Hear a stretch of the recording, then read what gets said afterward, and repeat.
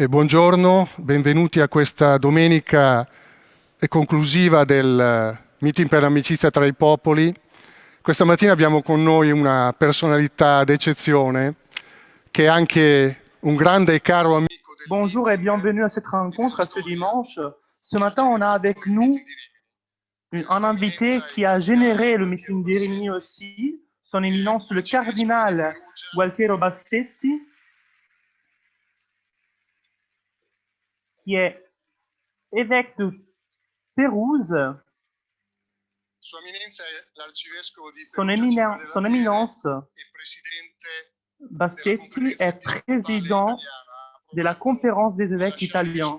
Il a essayé de laisser sa charge épiscopale, mais le pape a refusé il y a 3 ans et on est donc très reconnaissant de l'avoir avec nous aujourd'hui. Son éminence a choisi pour thème de ces dialogues un titre qui est vraiment significatif parce que c'est la tombe durant l'année de la pandémie qui nous a contraints au confinement dans nos maisons, mais sans renoncer à cette espérance, ce désir d'une positivité, d'une reprise, d'une vie que le chrétien a inscrit dans son ADN.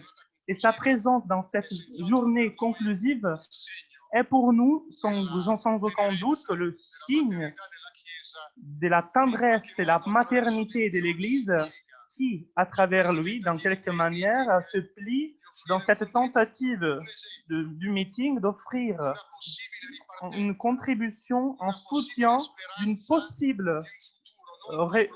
possible redépart, d'un espoir, d'un futur, mais plein avec lui un dialogue à partir du thème qu'il a choisi autour de la dynamique du don, identifié comme une nouvelle saison pour l'Église en Italie et nous pouvons dire aussi dans le monde entier, parce qu'aujourd'hui, en outre aux personnes présentes dans cette salle, il y en a des milliers connectés en Italie et dans le monde entier, et à travers, en outre que 130 places qui, de quelque manière, ont fait sortir le meeting du périmètre physique de ce palais des congrès. Et alors, sans perdre d'autre temps, je voudrais commencer tout de suite en posant une question à son éminence qui a vécu sans s'épargner le temps de la pandémie et maintenant le début du redépart. Vous avez parlé de la pandémie soudaine et choquante comme un fait qui nous interroge. Tout le monde s'est senti communé par cette circonstance, aucun exclu. Mais le pape François nous a répété plusieurs fois cela, surtout le 27 mars, ce soir dramatique. Seulement lui a enlacé le monde entier dans la place Saint-Pierre. Je cite, « On s'est rendu compte de se retrouver dans le même bateau, tous fragiles et désorientés. La tempête a marqué notre vulnérabilité et a laissé découvert nos fragilités avec lesquelles on a construit nos priorités et nos habitudes. Mais je vous demande, quelle a été votre réflexion sur les effets produits sur ce que vous avez appelé un ennemi invisible? Je dirais qu'au départ, j'ai souffert moi aussi de ce moment de désorientation, comme lorsqu'on se trouve face à un danger, un ennemi plus grand que soi. Et alors le premier sentiment que l'on ressent intérieurement, c'est la désorientation. Et puis comme je suis aussi croyant, l'abandon et la confiance en Dieu pour lui demander la force. Bien entendu, ce geste du pape le soir du 27 mars est un geste qui est maintenant inscrit dans l'humanité. Une humanité qui pour le moment, à ce moment-là, mais même encore maintenant, se trouvait extrêmement fragile, extrêmement seule, comme était seul cet homme qui montait vers quoi? Vers le crucifix, qui était la seule manière de recevoir un réconfort qui pouvait permettre de conforter aussi ses frères. Le pape a ce mandat-là. Toi, confirme tes frères, a dit Jésus à Pierre. Il devait nous réconforter et nous dire de ne pas avoir peur, parce que nous étions tous dans le même bateau. C'était l'évangile de la tempête. Et donc la mort, la souffrance, la fragilité, si nous ne les avons pas expérimentées directement, au moins indirectement, nous avons dû les porter avec l'humanité tout entière. Et puis, comme l'a dit le pape, ce petit virus a été capable de mettre en crise toutes nos certitudes, tous nos points de repère.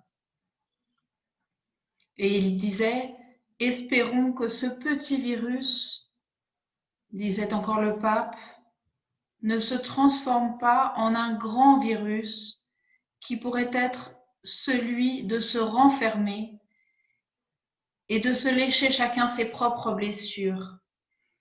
Le pape faisait cette comparaison. Le petit virus est si nuisible qu'il pourrait le devenir encore plus si nous nous renfermions sur nous-mêmes. Malheureusement, cela s'est produit dans un moment déjà extrêmement critique. Il faut se rendre compte que c'est depuis l'année 2012 que nous traversons une crise économique dont nous n'avons au fond pas encore trouvé de voie d'issue sûre. On pourrait dire, avec une expression de Florence, qu'il a plu là où c'était déjà mouillé. Et on peut dire en quelque sorte que lorsque il se produit quelque chose qui est plus grand que nous, on a toujours besoin d'attribuer la faute à quelqu'un. Pensez au roman de Manzoni. Donc pour certains, le coupable, ça pouvait être le gouvernement qui avait déchaîné, provoqué tout cela. Pour d'autres, ça pouvait être les multinationales, etc. Malheureusement, on risque toujours, lorsque se produisent de telles choses, de crier au coupable.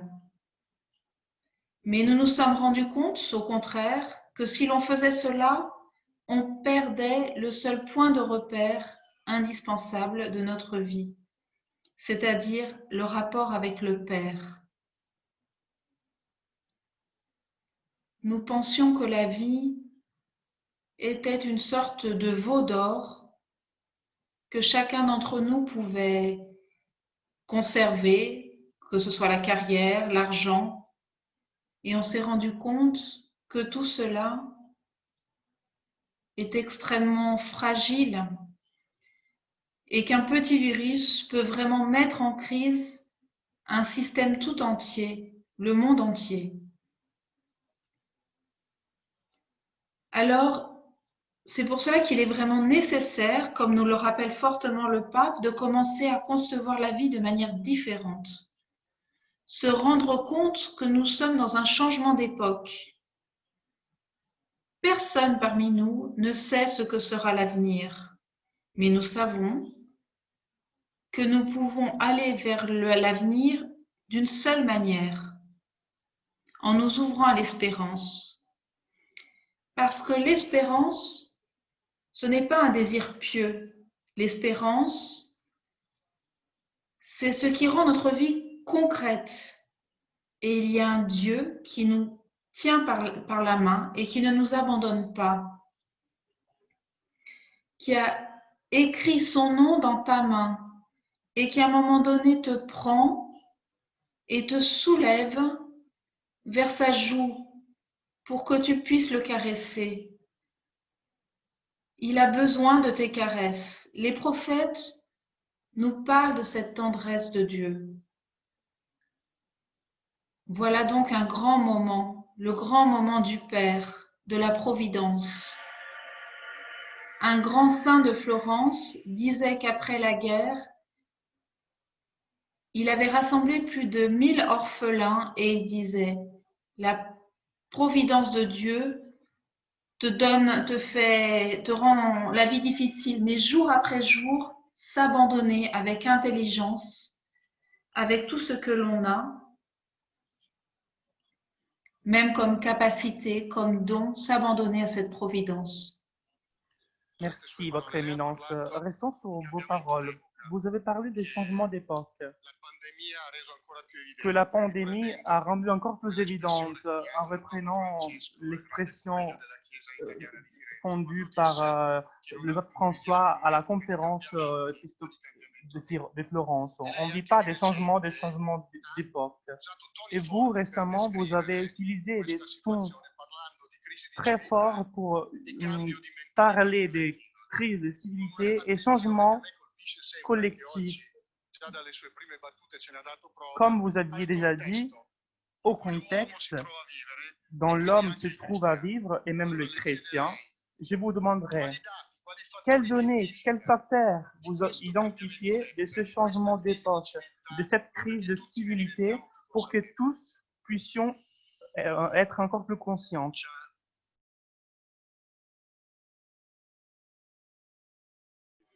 Le pape Jean-Paul II, déjà, avait dit que l'homme moderne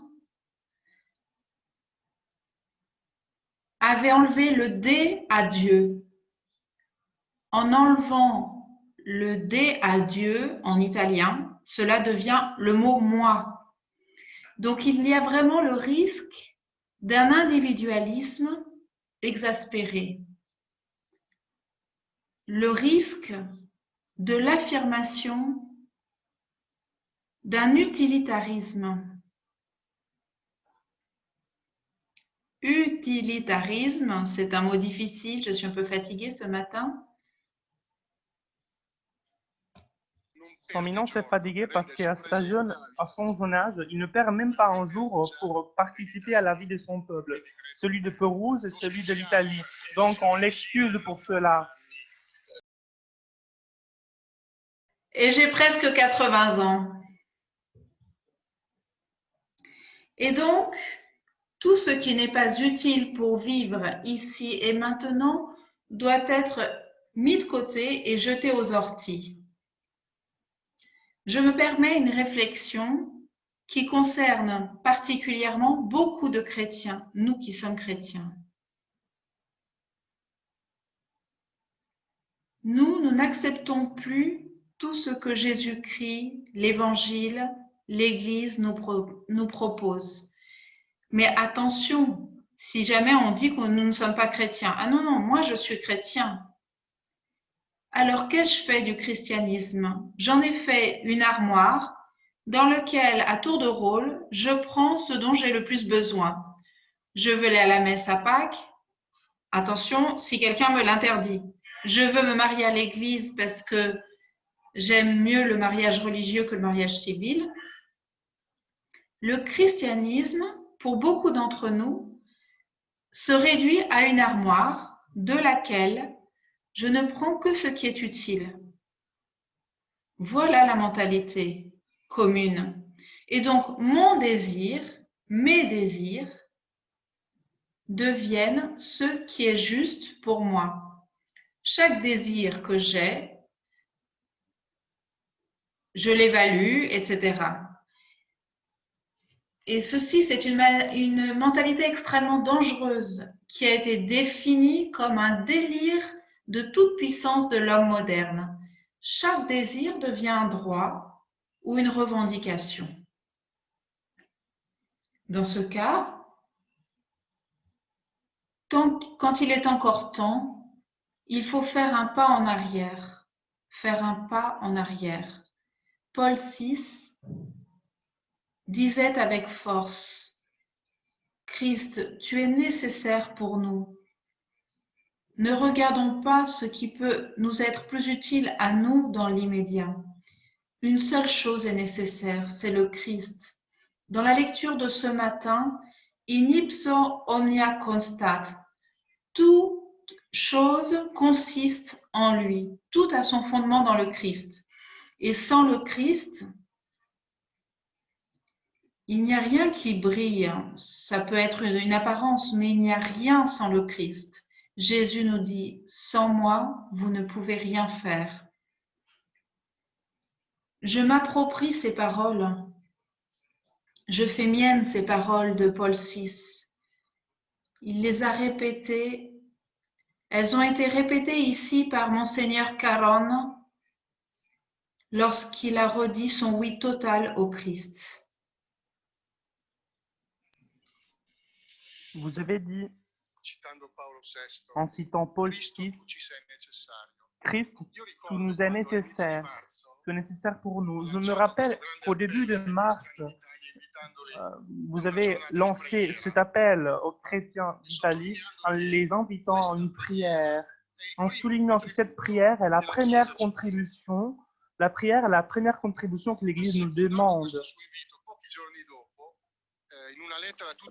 En acceptant, en suivant votre invitation, tous les amis des Communions et Libération, Père Caron a écrit ce que vous venez de dire. Dans ces moments de difficulté, notre oui à Christ, pour Christ, notre prière à Christ est la première contribution que nous pouvons donner au salut du monde. Voilà, vous avez invité à la prière. Pour nous, Caron a répété cette invitation. Mais je me demande, dans ces semaines où il y aurait eu beaucoup à faire, cette invitation à la prière n'était pas peut-être beaucoup, comme pendant les chrétiens, un peu trop faible, comme un peu des chrétiens avaient dit aussi. Oui, il faut que nous ayons bien clair à l'esprit si nous voulons être croyants et cohérents et donc utiles au monde, que nous ne pouvons pas contribuer à toute l'inutilité qu'il y a dans le monde avec nos prétentions partielles et nos petits égoïsmes et nos grands égoïsmes. Il faut un grand coup de rein, un grand coup d'aile. La prière, il faut nous le mettre en tête, c'est le plus grand acte de charité que l'on puisse accomplir vis-à-vis de notre prochain. Les œuvres sont essentielles, les œuvres sont très importantes. Mais lorsque je vais voir un prêtre qui est en chaise roulante et qui est totalement immobile et qui ne peut rien faire, je me souviens dernièrement, un prêtre, il avait perdu une petite image, il fêtait ses 50 ans de messe et sur cette image était écrite Misericordias Domini in aeternum cantabo. Je chanterai la miséricorde de Dieu pour l'éternité. Cet homme est inutile, il est sur une chaise roulante et il n'arrive même pas à exprimer la moindre parole, mais il prie du matin au soir. Cet homme, c'est un Moïse sur la montagne. Donc je ne peux pas regarder seulement les autres. Je dois devenir moi aussi dans ma vie, bien entendu avec les engagements que j'ai. Je veux être autobiographique et sincère jusqu'au bout. 2 ans après avoir été ordonnée prêtre, j'ai été envoyée au séminaire mineur de Florence et je ne voulais pas y aller, je me sentais mal. J'avais une grande paroisse dont j'étais l'aumônier et j'avais vraiment l'impression d'étouffer avec 15, 20 jeunes adolescents. Et je suis allée me confesser à un frère capucin, parce qu'il y avait un couvent de frères capucins à côté de notre séminaire. Et ce frère m'a dit, combien d'heures par jour est-ce que tu pries? Alors moi, j'ai eu des frissons parce que je célébrais la messe, je méditais un peu, hein, je disais un peu le bréviaire, je pouvais arriver tout au plus à 1h30. Et Et il m'a dit, pendant 58 ans, j'étais missionnaire en Inde. Et tous les jours, je faisais 3 heures d'adoration. Et j'ai construit aussi la cathédrale de New Delhi et j'étais très amie de Gandhi. Gandhi a prié toute la vie et c'est le seul qui, sans les canons, a libéré l'Inde. La force, vraiment. La Pira, lors d'une rencontre, a dit, en tirant son chapelet de sa poche, il a dit « Ça, c'est plus puissant que la bombe atomique. Vous avez peur de la bombe atomique ?» C'était l'époque où il y avait la question de Cuba et des missiles. Et cet homme politique italien, la Pira, a dit « Vous avez peur de la bombe atomique ? La prière est plus forte que la bombe atomique. » Il était maire, hein, c'était pas un prêtre, mais il avait compris la force de la prière. La prière est vraiment cette force qui met en mouvement, n'est-ce pas? Ensuite, il faut aussi des bonnes œuvres, bien entendu, le bon samaritain, se courber sur ses frères, mais à condition d'avoir un cœur qui est possédé par Dieu, comme disait Don Bazzotti. Si tu as ce cœur-là, c'est évident que tu te courbes sur les autres, parce que c'est lui qui fait se pencher sur les autres.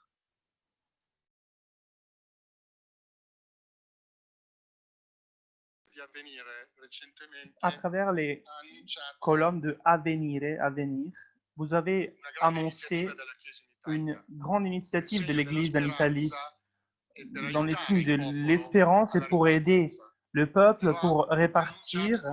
Et vous l'avez annoncé comme une proposition, une contribution que vous vous sentez de donner à toute la vie de notre peuple.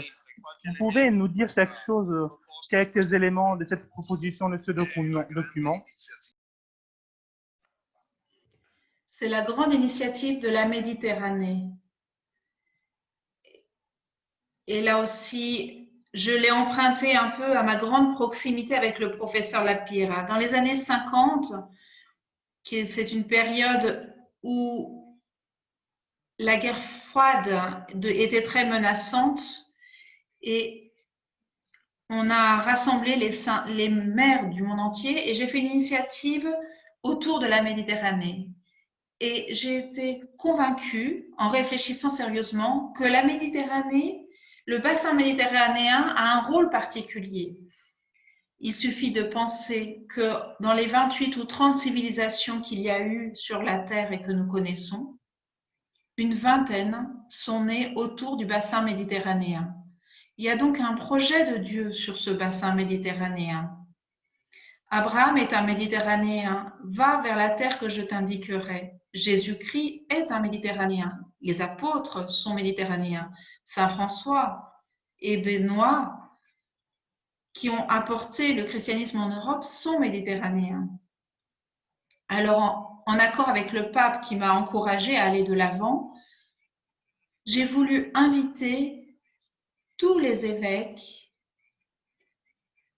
et les présidents des conférences épiscopales de tout le bassin méditerranéen pour une rencontre extrêmement belle qui s'est terminée le jour de la pandémie, le 23 février. Si nous l'avions décalé d'une semaine, nous ne pouvions pas nous réunir. Et tous ces évêques sont venus du Liban, de Chypre, de l'ex-Yougoslavie, le Maroc, la Tunisie, etc. Nous nous sommes rencontrés. Ils se sont connus entre eux. Nous avons enfin pu nous dire quels étaient nos problèmes. C'est vraiment important de voir certains problèmes, par exemple, les problèmes de la paix, de l'immigration, pas seulement avec nos yeux myopes, mais avec l'expérience, le souffle de toute une église méditerranéenne qui naît du sein d'Abraham. Alors maintenant, malheureusement, cela a été interrompu pour des raisons évidentes, mais ces évêques m'ont dit, il faut continuer. Ils m'ont écrit de très belles lettres et dès que ce sera possible, on ne refera peut-être pas à nouveau un congrès, mais à travers des jumelages, en visitant les églises, pensez à la tragédie des évêques du Liban il faut sortir nos évêques de leur solitude pour qu'ils puissent communiquer avec les autres. Cela a été un peu une inspiration que j'ai reçue. Le pape m'a dit « va de l'avant » et donc je vais. Et lui-même, il est venu le dimanche 23 février. Il manquait déjà certaines personnes à la messe parce que la pandémie commençait. Mais le pape, non seulement il a fait un discours d'encouragement, mais un vrai discours de programme en ce sens. Le bassin méditerranéen, pensez-y. L'un des mots-clés de cette forme est sans aucun doute la connaissance, le dialogue.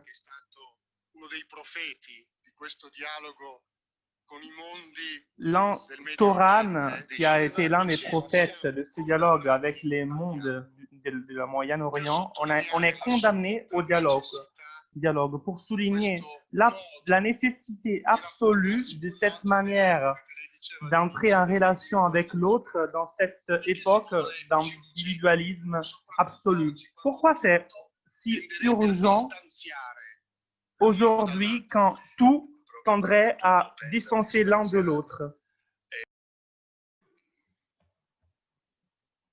Souvent, les moyens de la communication et tout ont tendance à mettre des distances et ils divisent.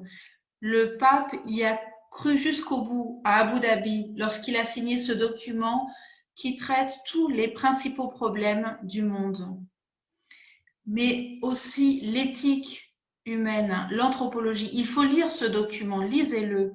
C'est important qu'il ait été signé par le chef de l'Église catholique et par l'un des plus grands responsables de l'islam. Voilà le dialogue dont parlait le cardinal Torrent, dont j'étais un ami très proche et que j'ai invité à plusieurs reprises à Arezzo, parce que nous avons une citadelle de la paix qui travaille un peu sur ces thèmes. Je suis tellement convaincue de cela que je l'ai appliqué dans d'autres situations. Parfois, par exemple, dans une paroisse, je vois que les prêtres ont du mal à être unis entre eux, ils ont du mal à faire l'unité. Et alors je leur dis, écoutez mes enfants, comment vont faire les familles si vous n'êtes pas unis? Que vous le compreniez ou non, vous êtes condamnés à vous aimer. Tant que vous êtes ici en tant que prêtre pour témoigner le Seigneur dans cette unité pastorale, vous êtes condamnés à vous aimer. C'était ce que disait le cardinal Torrent. Nous sommes condamnés au dialogue.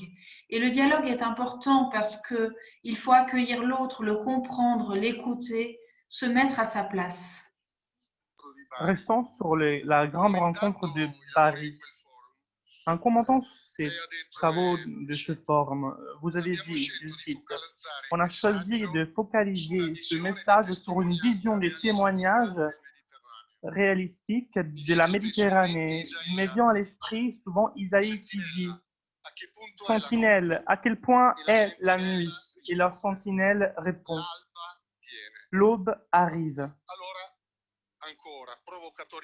Alors encore, de manière provocatoire comme la prière. Après la prière, cet appel au témoignage n'est pas lui-même un peu faible par rapport à ce qu'on pourrait imaginer pour sortir de cette pandémie, pour ces grands conflits. Peut-il, le témoignage de quelqu'un, avoir la force, l'énergie pour commencer un changement dans le monde? Non, il faut une vitesse supplémentaire et c'est ce que je vous ai dit ce matin à la fin de la messe. Peut-être qu'il y avait certains d'entre vous. Le témoignage, on peut le donner de différentes manières, en faisant le bien, en respectant les autres. Mais cela ne suffit pas. Jésus nous demande une autre forme de témoignage. Et ainsi, votre lumière resplendira face aux hommes parce qu'ils verront vos bonnes œuvres et ils glorifieront le Père qui est dans le ciel. Le témoignage est une lumière, mais pas n'importe quelle lumière. c'est la lumière du Verbe qui illumine tout homme qui vient dans le monde, nous dit le prologue. Voilà ce qu'est le témoignage. Un témoignage, on pourrait citer beaucoup d'exemples très simples. Un père, une mère dans sa famille, si c'est un vrai témoignage, cela coûte toujours des larmes et du sang. Nous avons aussi beaucoup de malheurs que j'ai évoqués, mais nous avons aussi la chance, Jean-Paul II l'avait dit déjà, et le pape François le répète, de vivre dans une époque de martyrs. Voilà, les martyrs. Dans ces semaines, nous avons célébré le martyre de Massimilien Kolbe.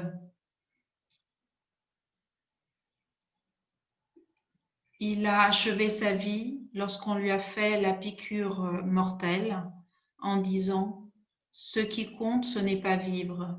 Ce qui compte, c'est aimer. C'est l'amour. » Je termine avec ce mot. C'est l'amour vrai qui va jusqu'à donner la vie. Ça, c'est le maximum, l'apogée du témoignage.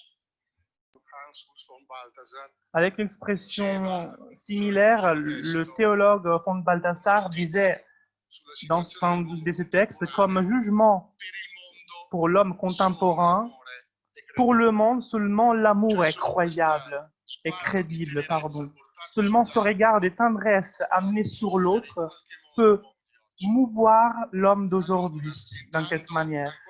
Et alors, en entrant encore plus sur le thème de la dynamique du don, qui est le titre de notre dialogue, je voudrais vous demander de réagir à une expression de Don Giussani que je trouve vraiment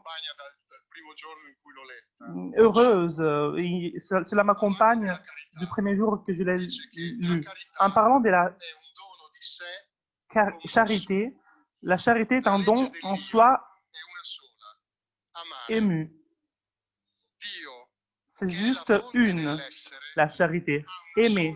Dieu, qui est la source de l'être, a une seule dynamique qui peut être décrite seulement comme don de soi, ému. On est donc une partie.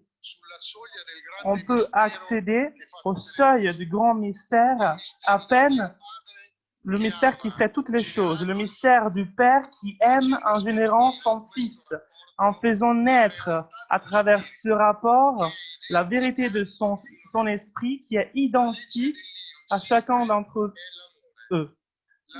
La loi de Dieu est l'amour. La loi de Dieu est donner son soi. Je vous demande, ce n'est pas ça la contribution la plus urgente qu'aujourd'hui, en tant que chrétiens, nous pouvons donner à nos frères hommes dans ce temps difficile de nouveau départ?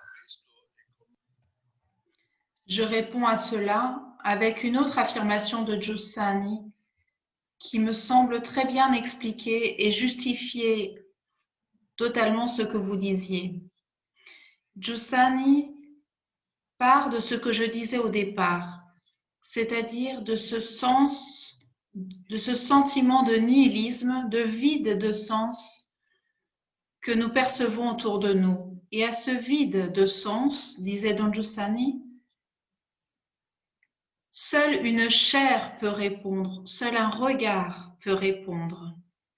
Et puis ce que je vous ai dit aussi de manière très simple dans l'homélie, l'admiration, l'émotion devant la beauté qui envahit. Et donc je répète souvent, maintenant on ne peut plus se serrer la main pendant la messe et il faut respecter cela. Et je dis, échanger un signe de paix et on me regarde, je dis, non, non, attention, pas la main. Mais qui vous empêche de vous faire un sourire? Mais dans un sourire, il peut y avoir une charge d'affection, d'amour face à celui qui est à côté de nous et qu'on ne connaît même pas, dont il avait précisément besoin à ce moment-là pour changer sa vie. Alors, Giussani dit, au nihilisme et au vide de sens, Seule une chair peut répondre, un regard. Seul le Christ prend à cœur toute mon humanité. Sans l'expérience de cette emprise sur le moi, il n'y a pas de christianisme. Il n'y a pas de christianisme comme événement, c'est-à-dire selon sa nature originelle. Et il n'y a alors pas de possibilité de changement de la manière de concevoir et de traiter les personnes et les choses. Il n'y a rien de plus facile à comprendre qu'un événement qui a la forme d'une rencontre. On comprend alors, et c'est là que se termine la citation de Giussani, pourquoi le pape François propose souvent la phrase de l'encyclique Deus Caritas Est. Le pape dit « Je ne me lasserai jamais de répéter ces paroles de Benoît XVI qui nous conduisent au cœur de l'Évangile. Au début de l'existence chrétienne, il n'y a pas un raisonnement, il n'y a pas une décision éthique ou une grande idée, mais il y a la rencontre avec un événement, avec une personne qui donne à la vie un nouvel horizon et donc une direction décisive. À ceux qui l'ont accueilli, il a donné le pouvoir de devenir enfants de Dieu. Le christianisme n'est pas avant tout une éthique, une morale, et encore moins une philosophie. Bien sûr, il faut aussi une pensée aiguisée pour réfléchir sur les mystères de Dieu, mais le christianisme est avant tout cette rencontre. Le pape Benoît XVI disait de manière décidée et irrévocable, il y a une rencontre. Et si cette rencontre manque, on peut prêcher le christianisme pendant toute la vie, on peut être le plus grand moraliste qui soit, mais personnellement, tu n'es rien. Tu ne peux donner aux autres que ce que tu as reçu de cette rencontre. Alors il me semble que cela peut aussi se relier, dirais-je, avec la pensée d'Isaïe. Combien reste-t-il de la nuit? L'aube vient. Je me souviens qu'il y avait une conférence un jour où il y avait des hommes très importants de Florence. Il y avait le père Turoldo, le père Balducci, il y avait même Don Barsotti.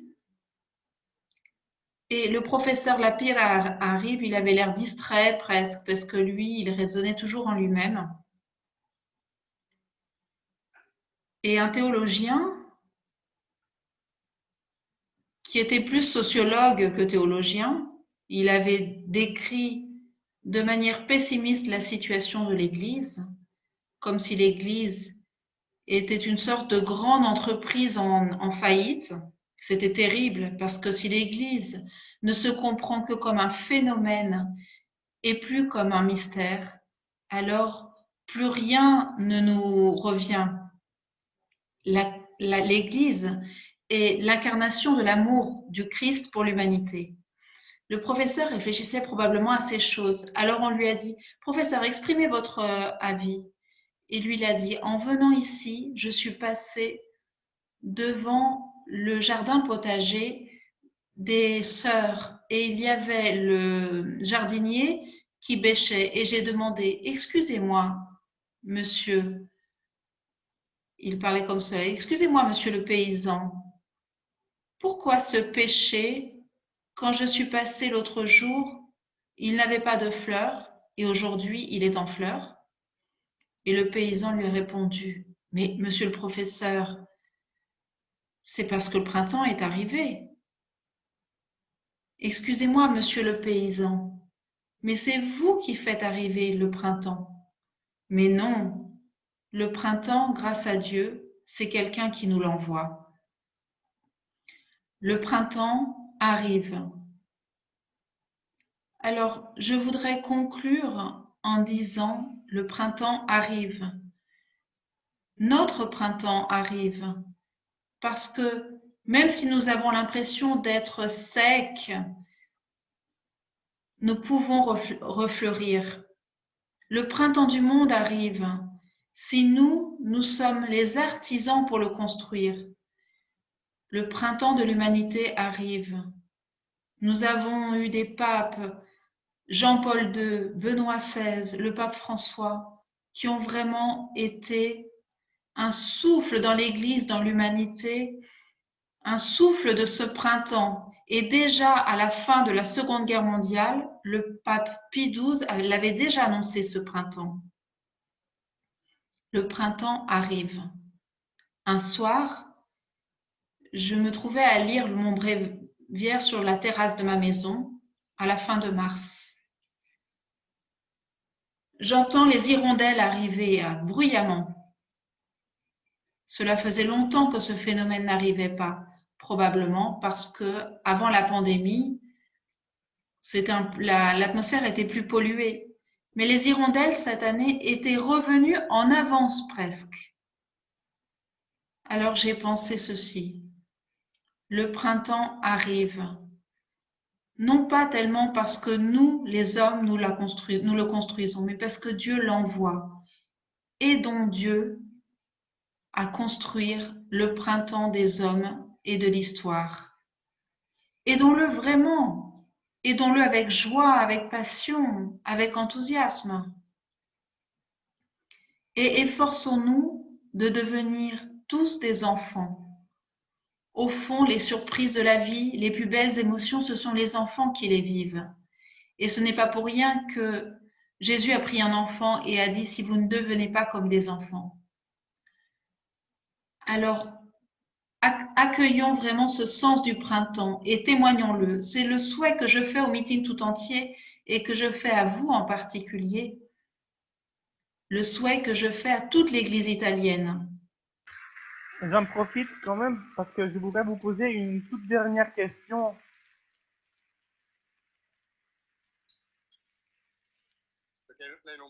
Parce que vous ne pouvez pas nous laisser sans nous dire quelque chose concernant les titres du meeting. Vous avez parlé amplement, de manière solaire, tendre, dans votre homélie ce matin, et j'imagine que tout le monde pourra la lire après, mais au grand public qui nous suit aujourd'hui, dites-nous quelque chose concernant ce sujet que l'on a choisi à travers une phrase de l'écrivain hébreu juif Heschel, avec le lien que vous avez fait il y a peu de temps, que d'un chrétien qui est chair, qui est un verbe encharné, un regard. Il y a quelques soirs, en répondant à une question du président du meeting, Bernard Chose, Père Caron disait dans une rencontre dans l'espoir, soit le christianisme est cela, donc ce que vous venez d'écrire, ou un autre christianisme n'intéressera à personne. Donc ce christianisme qu'au début, vous disiez dans l'armoire. Donc je vous demande comment le thème du meeting peut être une aide, une contribution à faire ressortir le christianisme de l'armoire. Donc à le rendre encore plus attrayante à travers cette capacité de super émerveillement qu'on a mis au centre du meeting cette année. La phrase de Heschel que j'ai commentée est la suivante. Privés d'émerveillement, nous restons sourds au sublime. C'est un concentré sur lequel nous pourrions mener une réflexion infinie, parce que le sublime embrasse le mystère tout entier de Dieu, mais il embrasse aussi le mystère tout entier de l'homme, parce que le mystère de Dieu et celui de l'homme sont parents. Dieu est une personne, mais l'homme aussi est une personne. Lorsque Dieu crée, le livre de la Genèse dit « Il vit que cela était bon ». Il avait fait l'eau, les poissons, il vit que cela était bon. Mais lorsqu'il crée l'homme, il se complaît de sa créature parce qu'il avait face à lui un être avec lequel il pouvait dialoguer, un être similaire à lui, qui lui ressemblait, créé à son image et à sa ressemblance. Cela se voit dans la Genèse, que Dieu est ravi. Alors, privés d'émerveillement, nous restons sourds au sublime. Cette phrase me fait penser à deux choses. Les prophètes et les enfants. À la messe, j'ai parlé des prophètes. Tout d'abord, comme je l'ai dit dans l'homélie, l'émerveillement, c'est la forme typique de la pensée des prophètes. Il y a quelques semaines encore, à l'occasion de la fête de Saint-Benoît, j'ai eu l'occasion de dire qu'aujourd'hui est venu sans aucun doute le temps des prophètes, le temps de ceux qui savent se mettre à l'écoute chaque jour de la parole de Dieu et qui sont capables de lire en profondeur le monde qui nous entoure. Je prierai beaucoup en partant d'ici pour que ces paroles ne tombent pas dans le vide, mais que chacun d'entre vous rentre à la maison en sentant que le Seigneur l'a aidé de l'intérieur et qu'il est devenu un peu plus prophète de Dieu en ce sens. Nous avons besoin non pas de super experts froids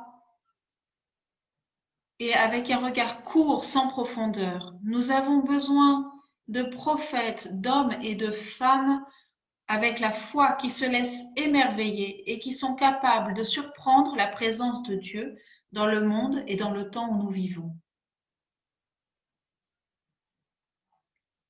Mais à côté des prophètes, ceux qui sont capables d'émerveillement sont aussi les enfants. Dans l'évangile de Matthieu, Jésus, en répondant aux disciples qui lui avaient demandé qui était le plus grand, il leur dit « Si vous ne changez pas et que vous ne devenez pas comme des enfants, vous n'entrerez pas dans le royaume des cieux. » Jésus nous exhorte à prendre comme perspective le regard des enfants et pas celui des adultes ou des puissants. La rencontre avec Jésus, c'est-à-dire le sublime, dont parle Heschel, le sublime, ce n'est pas une rencontre du passé, mais c'est une rencontre qui se fait chaque jour, chaque fois de manière différente. C'est pour cela qu'elle nous surprend et qu'elle nous émerveille. C'est une grande exhortation à avoir le cœur et les yeux des enfants et à jeter aux orties nos concupiscences, notre avarice et, laissez-moi le dire, surtout notre orgueil. Nous vivons dans un monde qui a construit trop de veaux d'or, trop d'idoles avec trop de faux prophètes. Le regard de l'enfant nous rend petits et limités et nous permet de découvrir la splendeur stupéfiante du Christ. Aujourd'hui, j'aimerais rappeler pour tous un petit enfant qui est mort en Sicile, Gioele. Nous ne savons pas comment a eu lieu sa mort déchirante.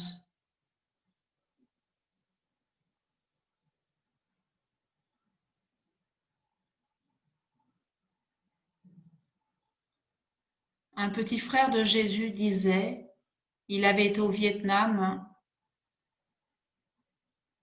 pendant la guerre terrible que vous connaissez, la guerre du Vietnam,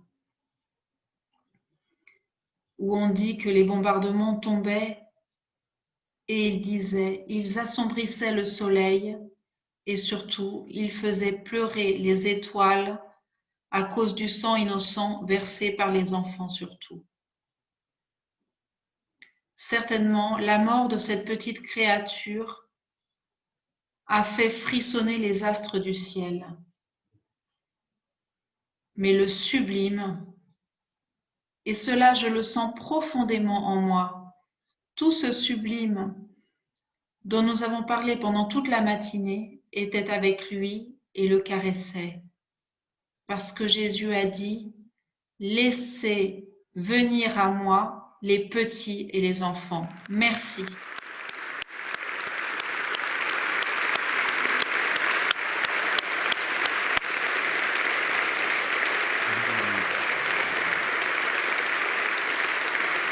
Io la ringrazio. Je vous remercie beaucoup. Je crois d'interpréter les sentiments de tout le monde en vous disant merci parce que vous nous avez offert le témoignage concernant aussi les dernières paroles que vous nous avez dites de ce qui veut dire être des enfants. Redevenir des enfants en tant qu'adultes, quand on est des adultes. Cette capacité de s'étonner, de se surprendre de la réalité jusqu'à regarder les signaux de ce regard dans la réalité, irrépétible dans l'histoire, qui personne ne peut supprimer, peut effacer. Donc, ce qui rend sublime à l'homme. Et je vous remercie parce que votre témoignage me semble une conclusion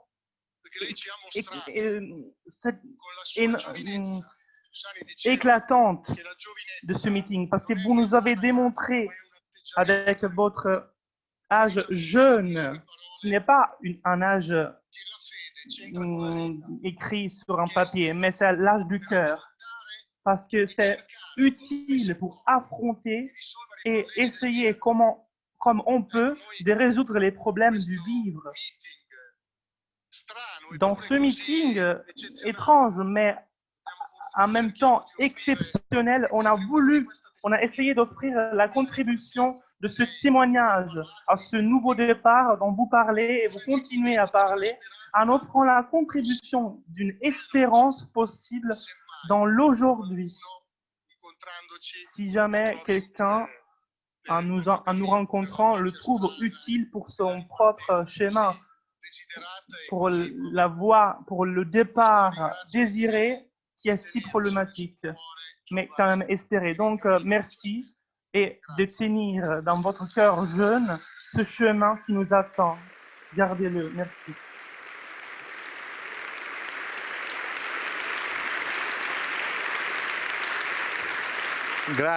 Grazie di cuore. Merci beaucoup.